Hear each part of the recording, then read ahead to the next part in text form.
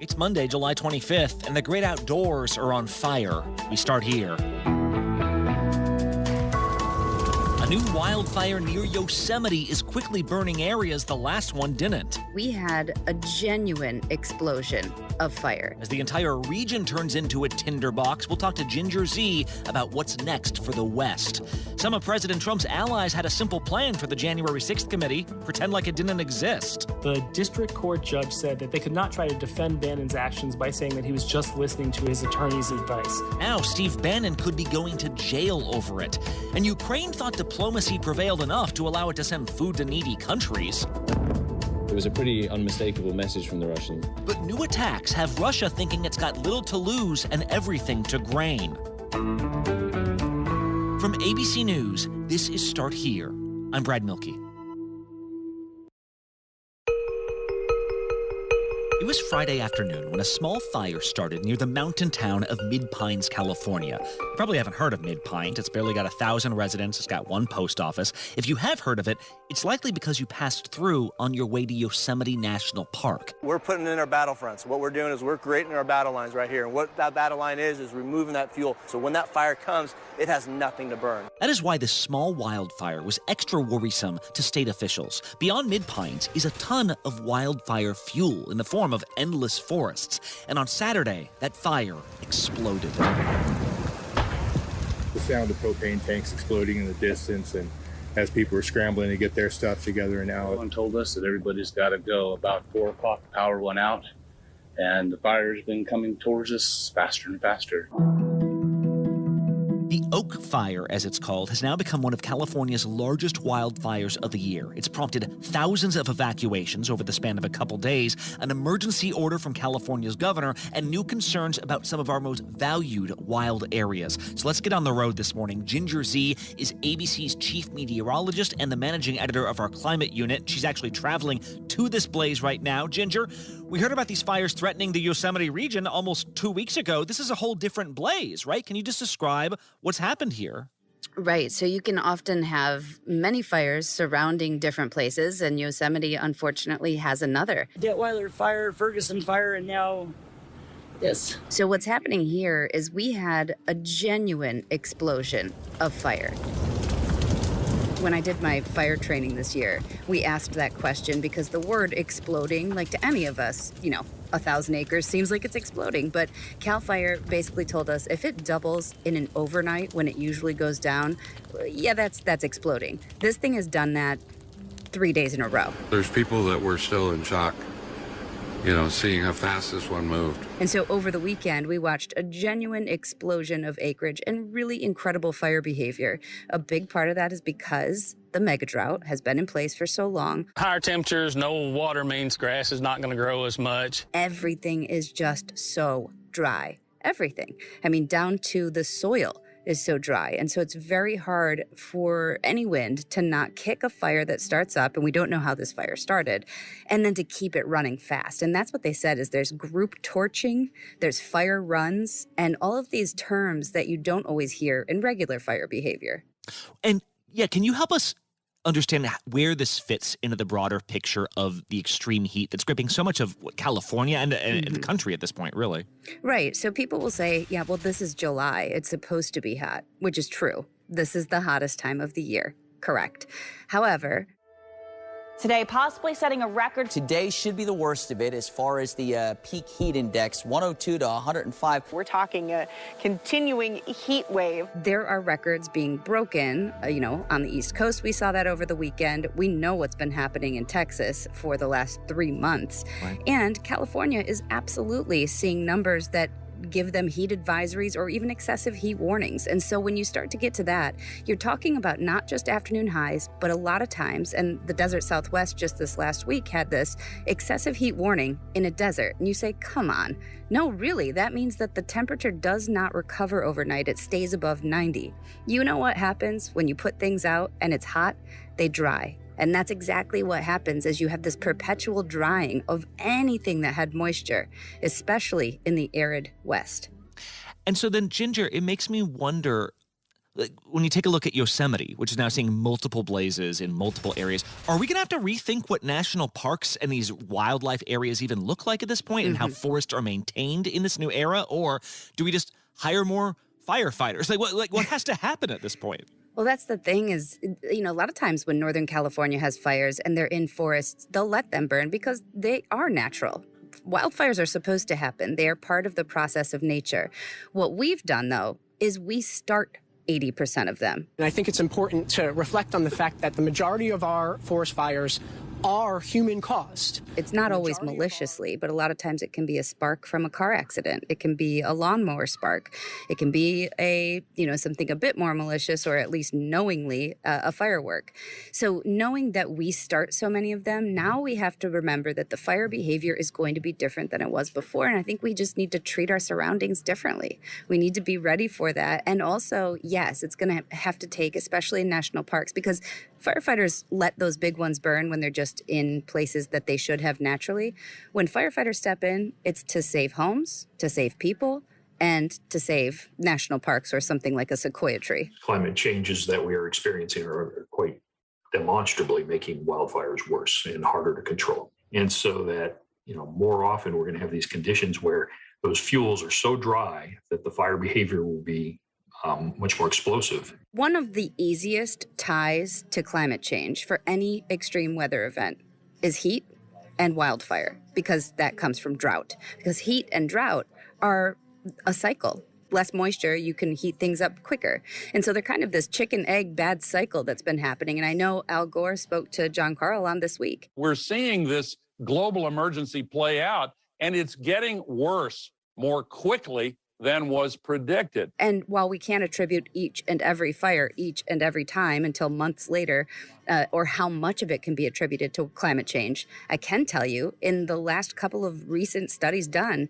at least 40% of the mega drought is being attributed to climate change. It is absolutely making a difference, and we'll see how this plays out for the following, because a mega drought's really tough to break. The temperatures are not going to go back to where they used to be. So that component of the drought severity isn't going to go away. In fact, it's going to get worse with time. And so I think we're sort of in uncharted territory, because climate change is occurring at a rate that's greater than at any point. If you'll remember last year, we were talking to Daniel Swain from UCLA. And I said, well, when you're in a mega drought like this, how do you get out of it? And he said, it's going to be really hard for parts of the West to break this before the end of the century. 2100. Wow. How does that work? That feels really long. And that means we've got a lot of fires to fight ahead of us. Well, unreal. All right, Ginger Z in transit right now. Thanks so much, Ginger. Thank you. Next time on Start Here, if your plan is to say you don't care about subpoenas, do you really think that's going to play with a judge? We're back after the break.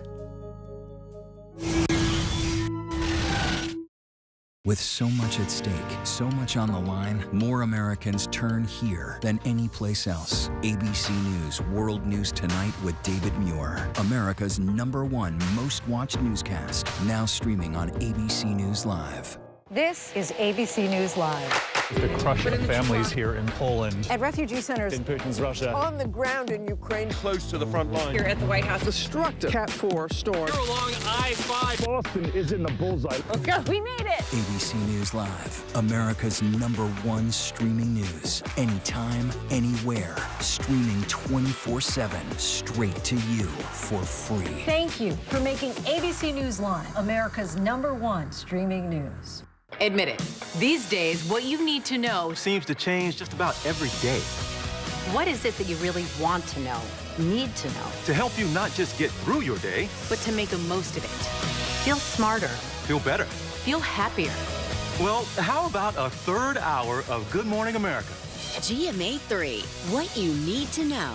Now streaming on ABC News Live. It's all about you.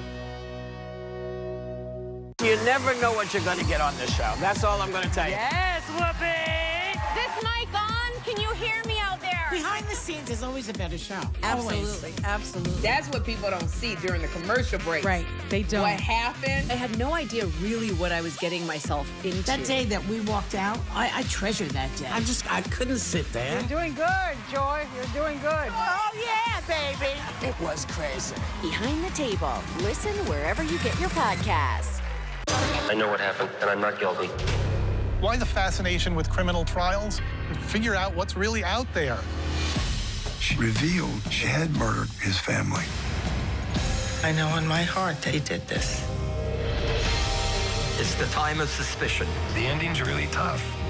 You don't know whether truth is going to be difficult to find unless you try to find it.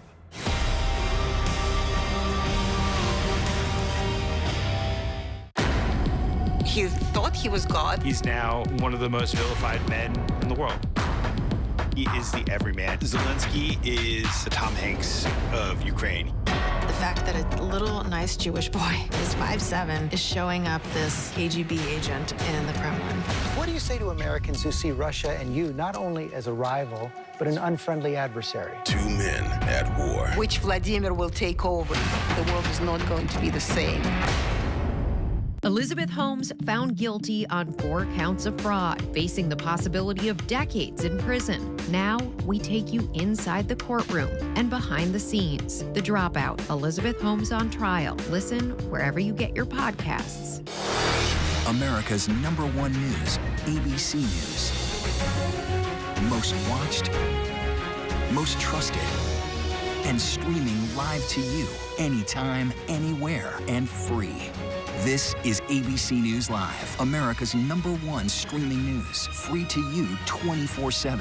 Watch America's #1 news whenever you want it, wherever you are, anytime. ABC News Live, streaming live and free on all platforms. National parks are incredibly safe places, but crime will happen.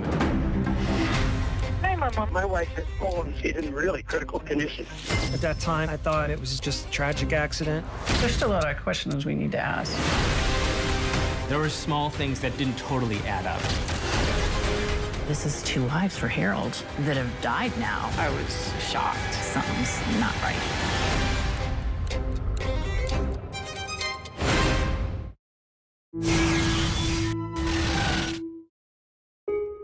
The next time you see the January 6th committee in action, it will likely be in September, to which you might say, what else could there possibly be to talk about?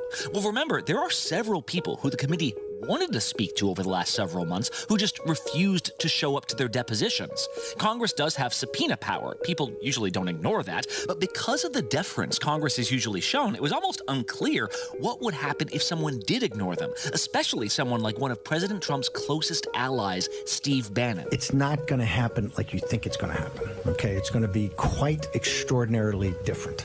And all I can say is strap in. Well, heading into the weekend, Steve Bannon was on trial for ignoring his subpoena, contempt of Congress, and on Friday, a jury delivered its verdict. ABC senior investigative reporter Mike Levine was there at the courthouse as this was all happening. Mike, when you said this verdict was coming in quick, that was an understatement. Like, the jury barely needed lunch, right? What did they find? Less than 3 hours the verdict came back. I was surprised myself, and they found Steve Bannon guilty on 2 counts.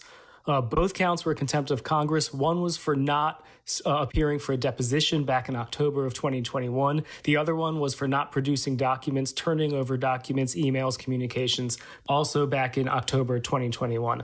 And the government had said all along that this was a pretty simple case. You know, they sent him a subpoena. They repeatedly told him in correspondence afterward that they rejected any of his claims of executive privilege and that he had no legal reason that he could not comply with this. And they warned him repeatedly that they would prosecute him if he kept refusing to comply. So this was, in fact, so simple, this case, that the government only brought 2 witnesses forward. And that lasted, there's maybe a day and a half total of testimony. And then this jury came back within 3 hours with the guilty verdict. Yeah, and apparently did agree that this was a pretty simple open and shut case. What happens to Bannon? Like, does he go to jail? Like a few years ago, he was one of the closest advisors to President Trump before he left. Well, sentencing is set for this coming October, and according to the Justice Department, each count, remember this is 2 counts that he's been found guilty of, and each count carries a minimum of a month behind bars and up to a year behind bars. Thank you. I want to start by thanking the jury. We respect their decision today. Bannon came right out after court to reporters and said that he's going to appeal this thing. We may have lost a battle here today, but we're not going to lose this war, okay? And they might have an argument to make because they were really limited in the defenses that they could bring during trial here. The district court judge said that they could not try to defend Bannon's actions by saying that he was just listening to his attorney's advice, that he couldn't say that he was just following executive privilege. In fact, prosecutors said here that President Trump, despite all the talk of executive privilege, never actually asserted executive privilege. And even if he did, the prosecutors say that it's not up to the executive branch. It's not up to President Trump whether he asserts executive privilege. This was a subpoena from Congress, from the legislative branch, and it's up to the legislative branch whether there's any real reason not to comply. Whether one believes executive privilege was properly invoked here, was valid, how broad it was, etc. When a former president or a current president invokes executive privilege, it's presumptively valid, period. It's not for Congress to decide that it's not valid. They definitely tried to suggest during trial here that this was all politics, that Steve Bannon is a victim of just political bias from the committee. But the judge really tried to limit how much the defense could try to play that argument. Again, at best, they tried to suggest that during trial, and we'll see if they try to revive that and bring that back up at appeal. Yeah, the judge's argument seemed to be like, yeah, no doy, it's a political committee. It might be politics as usual, but you've got to honor a congressional subpoena. Mike, I'm wondering about what this does for the broader situation, because for the last year, essentially, you've had allies of President Trump using this strategy of, I'm just going to say there was voter fraud with no evidence whatsoever. I'm going to say that Trump did nothing wrong. I'm going to say this committee is a witch hunt. And if anyone challenges me, I'm just going to ignore them. Is that dynamic about to change because of what we saw here? Well, certainly this trial sends a message to anyone who hasn't complied with a subpoena that there can be consequences. So we'll see how that really plays out and whether that changes the course of any of these requests for information or subpoenas. Don't forget, there is another trial pending. There's a case now against former Trump advisor Peter Navarro. And September is actually, we have more than a month until September. So the committee might come across new evidence that they really want to dig into, new information. Testimony that we've already heard, like the testimony from Cassidy Hutchinson and what she said about the Secret Service and what's been playing out in recent weeks about that. The president reached up towards the front of the vehicle to grab at the steering wheel. Those are all new leads that the committee might be interested in looking into, and who knows what happens with that. Yeah, at this point, the committee's saying they want to talk to Ginny Thomas, the wife of Clarence Thomas. In fact, they're talking about subpoenaing her. And, of course, there's the issue of those Secret Service text messages. They're giving themselves about a month lead-out time to see if they can dig up anything before subpoenaing more members of the Secret Service over that. Mike Levine, thanks a lot. Thank you. Ukraine is a big country, and yet for the last several weeks, when you've seen bombs and bullets being exchanged, it's often been from a very specific region in the eastern part of the nation. But the Donbass is not the only place where battles are raging. In fact, strategically, it might not even be the most consequential land that's being fought over. The southern coast of Ukraine, along the Black Sea, is not just valuable for a military, it's also the economic lifeblood of the country. You control the ports, that means you control industry, that means you can even control a country's food. Don't forget, a huge number of nations rely on Ukrainian grain, which has been stalled for months because it just can't get shipped amidst a war. Well, this weekend, there have been some major new developments, and ABC's own Patrick Reevell is on the ground in the port city of Odessa, Ukraine, to witness these developments firsthand. Patrick, can we just start with the war itself? Where are these port cities like Odessa fitting into the strategy for each country involved? So Odessa itself is pretty peaceful, because it's not that close to the front line. The Russians certainly tried to move on the city early on in the war, but they were stopped at a city called Mykolaiv that's up the coast, and since then they haven't been able to approach, but they have continued to shell it pretty frequently. Odessa is a very historic, very famous city, and it's most of all, it's a resort usually. Honestly, right now, it remains feeling like that. People have got used to the war in a way, and so right now, when you walk around, there are people having cocktails, there's music playing, people are promenading, but because of the fact that Russia wants to take this city, it's also very heavily defended and it's been very heavily mined. And so all of Odessa's famous beaches have been mined, the waters around the city have been mined, and people now can't sunbathe on the beaches. And unfortunately, there have been a number of incidents even of people being killed while walking on the beaches here. And we know just over the horizon, when we look out at the sea, we know there are Russian submarines there that are launching cruise missiles that fall pretty regularly in this city. Wow, that is such a striking dichotomy there. And Patrick, when it comes to a place like Odessa, you were among the first to say that grain and shipments of grain would be a huge part of this war. We just saw an agreement at the United Nations this weekend. What does it mean and how significant is it? So as soon as Russia began its invasion, Ukraine suddenly was finding it very difficult to start exporting its grain as it normally would. He's saying there's about 250 tons of grain from last year's harvest just sitting here. Ukraine is an enormous exporter of grain and other food products. And because most of Ukraine's grain comes out of ports and is transported by sea, but Russia immediately began attacking Ukraine from the sea with its fleet in the Black Sea. And so right now, we are in the 5th month where Ukraine has not been able to get any of its grain out by sea. This agreement did not come easy. So this week, there was finally an agreement brokered by the UN. This initiative must be fully implemented because the world so desperately needs it to tackle the global food crisis. Basically, both sides agreed that grain ships should be able to begin moving from 3 ports, and one of them is Odessa, and the other 2 are nearby. And the hope was that that would mean that finally this bottleneck could be eased. He's saying once he's finished the harvest, he expects that he will probably go to the front and fight. When we arrived in Odessa, we arrived the day after the agreement was signed, and we had thought it would be a quiet day because since this agreement had been signed, it was kind of assumed that perhaps there wouldn't be attacks on the city. But literally as we arrived, we suddenly heard these booms, we heard a fighter jet coming over and anti-aircraft defenses working. And it was because Russia had fired a cruise missile directly at Odessa's port.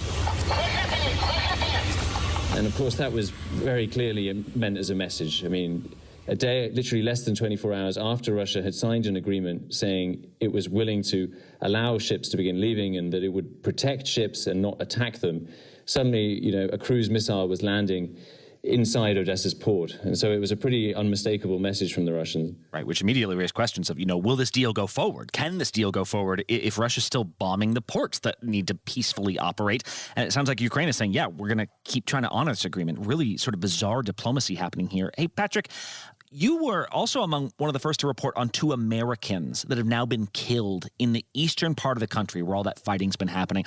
Are these some of those foreign fighters we've been hearing about that have gone to Ukraine against the advice of the American government? Yes, these are volunteer fighters. They were both Americans who decided to come to Ukraine to try and help the Ukrainians fight the Russians. And right now, honestly, we don't even really know the full number of Americans who are here, but we certainly know that it is a significant number. Just about everyone I knew in the veteran community had a mental breakdown when, Afghanistan fell. And then seeing this one, we were watching on the news like, man, we're not even intervening in here. So everybody I knew that had an opportunity was jumping on it. And of course, because this is such a bloody war and because there are such severe casualties on both sides, we are seeing a growing number of foreigners being killed. Now to the war in Ukraine. Officials say 2 Americans have died in the Donbass region. This week, we learned of 2 Americans who had died. One was Luke Lucician and the other was a man named Brian Young. And both of them had been in a very forward frontline position. Ukraine is definitely heavily outgunned, and it costs lives, unfortunately. We spoke to one of their comrades, who was another former American veteran, who described a pretty dire situation up there at the front. They were in a village that was almost encircled by the Russians, and they were taking really withering artillery fire. They started getting shelled, and they try to move in between shelling, because sometimes you can time it. But the Russians were they were watching them, so they were shooting very precisely. One of their comrades was injured, and these men attempted to try and help him and try and do first aid, and they were hit by a Russian shell and killed instantly. You won't even necessarily see the Russians. You'll most likely be dead by the time they get there to take the position. Unfortunately, we're going to hear more and more of these stories, I think, because there are a large number of foreign fighters and American fighters here now trying to help Ukraine, but with such heavy casualties, it's inevitable that more of them will die. Yeah, and like you said, kind of unpredictable at times where some of the shelling is happening, although the deaths becoming very much predictable in the eastern part of the country. Patrick Grievel in Odessa, Ukraine. Thanks so much. Thanks, Brad.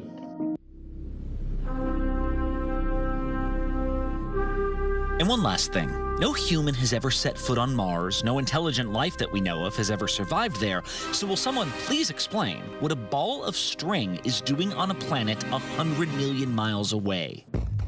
I'm not talking about string theory. I'm talking about a very real piece of string, like something you'd expect to be wrapped around a newspaper or strung around some chicken legs, that was recently spotted on the surface of Mars by the rover Perseverance. Perseverance was apparently exploring a crater and happened across what looked like this earthling litter.